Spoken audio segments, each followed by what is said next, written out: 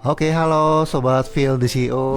Kembali lagi kita akan menyaksikan podcast Phil DCO yang diselenggarakan oleh program Magister Manajemen Universitas Kristen Maranatha. Kali ini kita akan membahas satu topik yang sangat menarik, yaitu tentang strategic thinking ya. Dan pada kali ini sudah ada narasumber yang luar biasa. Ya, kita sapa terlebih dahulu. Halo Pak Budi Hartadi. Halo, selamat pagi Pak Hengki. Sehat-sehat Pak? Sehat, selalu sehat. Ya, ini fun fact nih, Pak Budi ini dosen saya waktu S1 ya. Dan sekarang kita sama-sama menjadi pendidik di Magister Manajemen UK Maranatha. Ya, kita langsung saja mungkin mendengarkan atau ya Pak Budi memperkenalkan diri ya, supaya lebih afdal. Silakan Pak Budi. Oke. Halo teman-teman sekalian, saya Budi Hartadi Kuslina. Saya mengajar di Fakultas Ekonomi waktu itu, sekarang Fakultas Hukum dan Bisnis Digital. Fakultas Ekonomi Maranatha itu tahun 95. Ya. Jadi sudah cukup mungkin sekitar 25 tahun lebih ya saya mengajar. Pada saat itu pertama kali assignment saya itu adalah mengajar marketing. Nah, saya di bawah bimbingan Profesor Faisal Afif almarhum waktu itu, dan Profesor Faisal Afif adalah salah satu pengajar juga strategic management saat itu, sehingga saya waktu itu juga diajak untuk masuk kelasnya, kemudian mengajar strategic management walaupun itu secara informal. Nah, setelah itu tahun 2001 saya sekolah di Ateneo de Manila, Filipina, mengambil kekhususan bidang manajemen strategik dengan disertasi manajemen strategik juga. Setelah itu saya diminta oleh Universitas Kristen Maranatha untuk memimpin satu tim kecil untuk membuat strategic planning untuk Maranatha. Mungkin demikian sedikit perkenalannya. Oh ya, saat ini saya lebih fokus pada entrepreneurship. Nah, tapi strategic thinking juga harus dimiliki oleh para entrepreneur ternyata. Begitu. Ya, baik, luar biasa. Memang tidak salah ya kita mengundang Pak Budi Hartadi untuk diskusi atau sharing tentang strategic thinking ya, karena pengalaman-pengalaman tadi yang beliau sampaikan juga sangat mumpuni. Nah, mungkin Sobat Phil the CEO dan juga Pak Budi Hartadi, program Magister Manajemen UK Maranatha ini memiliki misi ya, yaitu mendidik dan mengembangkan para strategic enterprise leader manager. Iya. Nah, oleh karena itu, pada kali ini kita membahas tentang topik strategic thinking. Itu sangat penting sekali nih ya, untuk bisa bersama-sama nih mendidik dan mengembangkan para mahasiswa MM, tapi juga selain mahasiswa MM juga kita bisa sharing ke masyarakat umum yang menonton podcast ini ya. Oke. Pak Budi, ada kata yang menarik dalam strategic thinking itu adalah strategik ya. Nah, mungkin apa nih strategik itu seperti apa sih Pak Budi? Oke, sebagai kata yang umum, strategik itu artinya itu kita itu berpikir jauh ke depan, tapi juga menganalisis keadaan sekarang. Jadi, nah, misalkan contoh, saya selalu ketika mengajar strategic management di S1, saya bertanya pada rekan-rekan mahasiswa, apakah kalian mau menikah? Mereka bingung, kenapa? Apa kaitannya strategic thinking dengan menikah? Saya bilang, itu sangat strategik. Kenapa? Karena kita tidak pernah ingin menceraikan pasangan kita. Betul kan? Yeah. Nah, jadi ketika kita pacaran, kita harus berpikir, jadi nanti calon mertua kita siapa?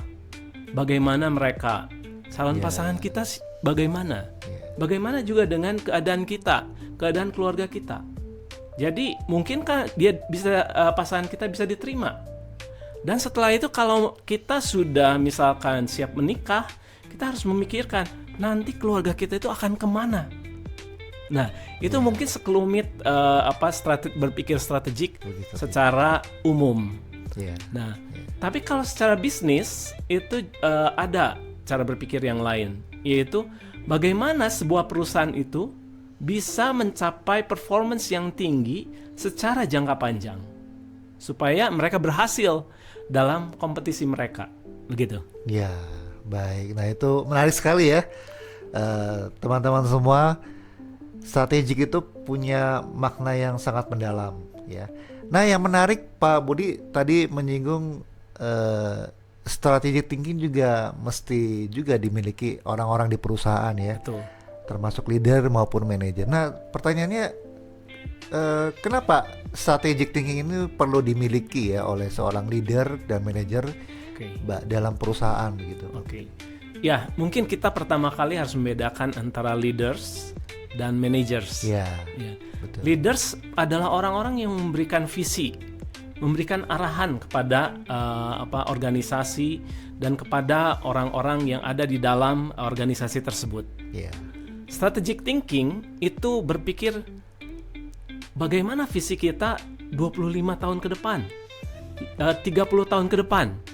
Jadi seorang leader harus berpikir, kalau saya memimpin sebuah bisnis 25 tahun lagi itu seperti apa?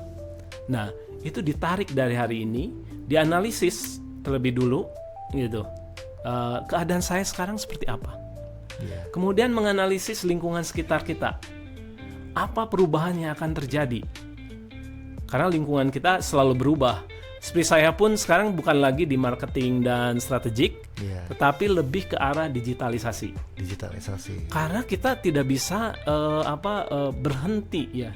Semua orang sekarang pasti terimbas dengan digitalisasi. Nah, seorang leader juga harus berpikir ketika ada perubahan-perubahan, kita harus melakukan apa? Ada yang disebut sebagai industrial foresight, yaitu melihat industri ini akan kemana. Dan dia menetapkan visi dan misi tujuan. Itu seorang leader. Dan juga bisa melakukan resource allocation. Jadi artinya dia bisa menimbang apa yang dia miliki, apa kekurangan mereka, apa yang harus ditambahkan untuk siap sampai 25 tahun ke depan itu seperti apa. Itu seorang leader. Seorang leader ya. Tapi kalau seorang manajer madya, manajer bawah, supervisor dan lain-lain, juga harus memiliki strategic thinking. Kenapa? Karena dia harus bisa sepemikiran dengan para leadernya. Dan dia juga harus tahu bagaimana mengelola sumber-sumber yang ada. Jadi para karyawannya, sumber keuangan, misalkan juga strategi yang harus dibuat untuk bisa sampai ke arah jangka panjang, seperti itu. Mungkin seperti itu Pak Anggi. Ya, luar biasa sekali, menarik sekali ya. Para sobat Phil the CEO, jadi pentingnya peran strategic thinking bagi manajer maupun leader di dalam perusahaan. Nah, namun Pak Budi, kalau misalkan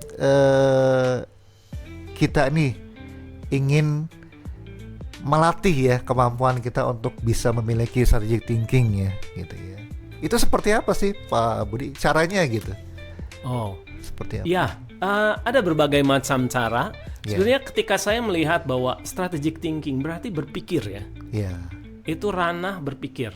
Jadi seseorang yang ingin memiliki strategic thinking ada kemampuan-kemampuan yaitu ya berpikir secara komprehensif, sistemik.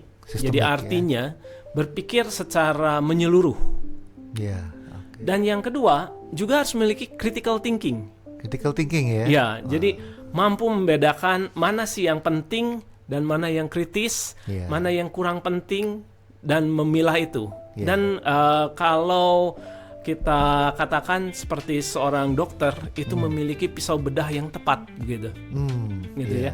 Ketika memotong membedah seseorang, gitu. Nah, kemudian yang kedua, ketiga juga harus mampu berpikir secara luas. Jadi artinya bisa mempertimbangkan faktor-faktor yang lain. Nah, itu 3 hal yang mungkin dapat saya ungkapkan. Nah, dari mana kita belajar? Mungkin kita bisa belajar dari berbagai cara. Kita bisa mengobservasi, kita bisa belajar pribadi tentunya. Tapi juga saya berpikir ketika saya mengambil MBA pada waktu itu. Sebelumnya saya mengajar critical thinking, strategic thinking saat itu. Saya mengajar manajemen strategik. Tapi ketika saya selesai MBA, saya merasakan sesuatu yang berbeda. Saya merasakan ada suatu vision yang lebih jauh, lebih lebar. Jadi arah kita itu kita bisa melihat sesuatu dengan secara berbeda. Secara berbeda ya. Iya. Dan saya yakin kita juga harus mengajarkan itu di MM. Ya, luar biasa sekali ya, menarik sekali ya. Tadi yang disampaikan oleh Pak Budi, bagaimana cara kita untuk memiliki kemampuan strategic thinking ya.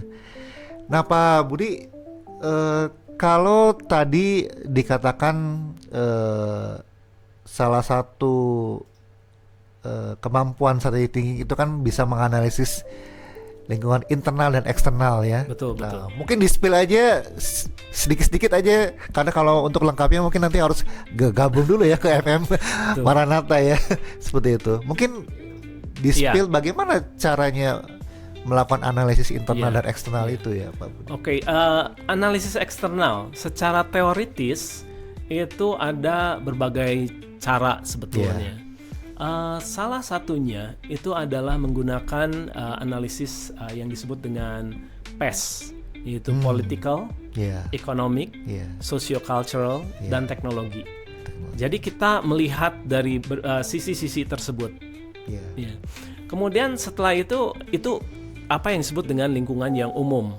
Jadi kalau itu adalah sebuah katakanlah ombak, itu ombak besarnya. Nah, ada ombak-ombak yang lebih kecil, yaitu yang disebut dengan competition field-nya. Nah, ada ilmu juga yang sama, yaitu dari Profesor Michael Porter. Itu menyatakan ada yang disebut dengan 5 versus model. Jadi kita bisa melihat itu dari sisi supplier, dari sisi kompetisi yang ada di dalam industri itu sendiri. Kemudian ada satu lagi yaitu dari sisi yang lain, yaitu dari konsumen. Dan juga harus melihat apakah dalam industri tersebut ada substitusi dan seberapa menarikkah industri tersebut untuk para pemain baru. Nah, itu yang eksternal. Dari sisi internal itu juga ada berbagai macam sebetulnya. Jadi kita bisa melakukan yaitu apa yang disebut dengan balance scorecard. Jadi melihat dari sisi finansial, melihat dari sisi operasionalnya, dari sisi customer view, dan terakhir itu dari sisi perkembangan dari si organisasi itu. Nah, kita analisis, kita lihat kekuatan kelemahannya apa.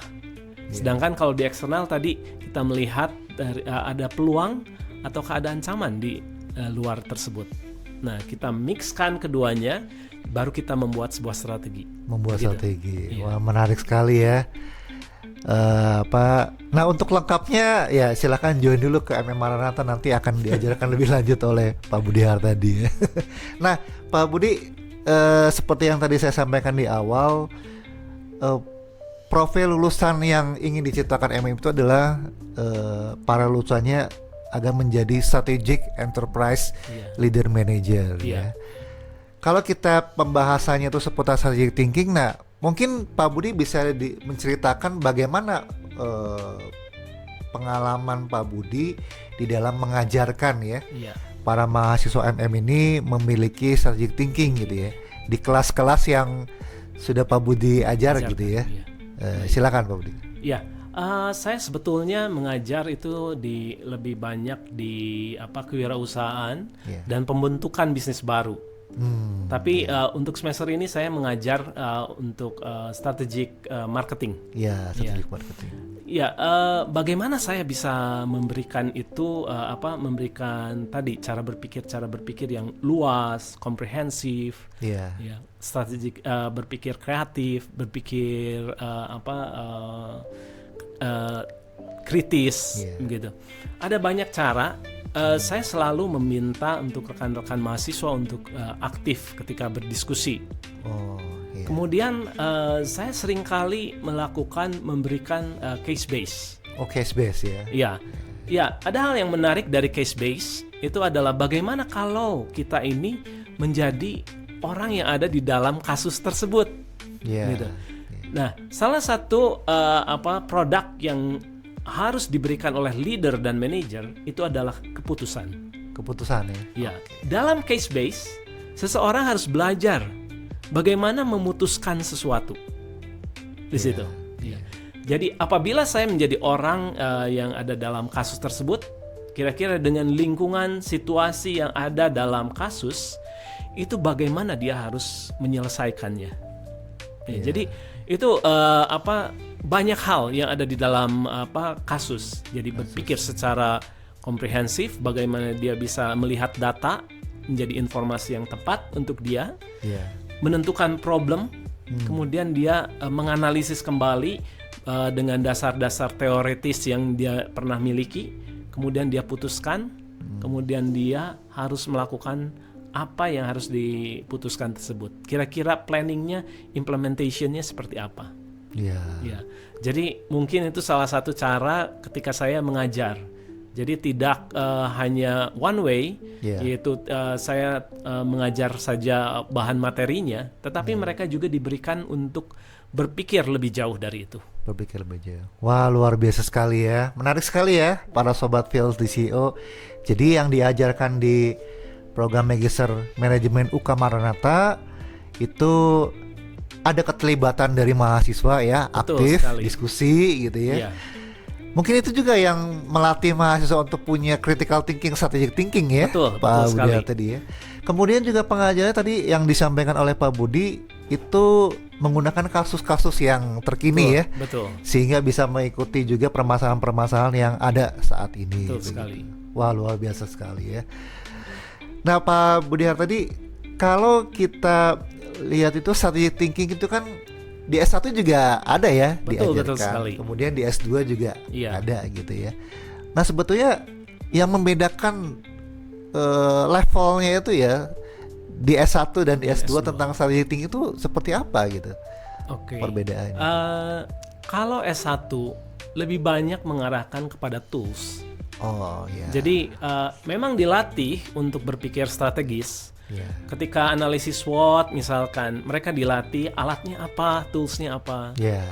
Dan kita juga mencoba untuk bisa menyimpulkan, anak-anak menyimpulkan dan melakukan kira-kira membayangkan lah apa sih yang harus dilakukan ketika saya mengambil sebuah keputusan. Nah, tapi kalau di MM itu harus berbeda. Kenapa? Masuk MM saya yakin orang-orang yang mau lebih maju. Pertama. Yang kedua, dari sisi kedewasaan dan pengalaman, saya yakin mereka sudah memiliki pengalaman, memiliki kedewasaan yang lebih tinggi daripada anak-anak S1. Nah, jadi dari hal-hal tersebut kita harus memberikan pendalaman dari strategic thinking ini. Jadi kedalaman misalkan kalau dulu cuman mengatakan definisinya apa, teorinya. Tapi kalau di S2 kita harus mengatakan ini meaningnya apa. Ketika kita membicarakan apa yang disebut dengan teori Porter. Contohnya mungkin kalau S1 lebih simple, tapi kalau S2 lebih kompleks. Lebih kompleks ya. Itu yang pertama.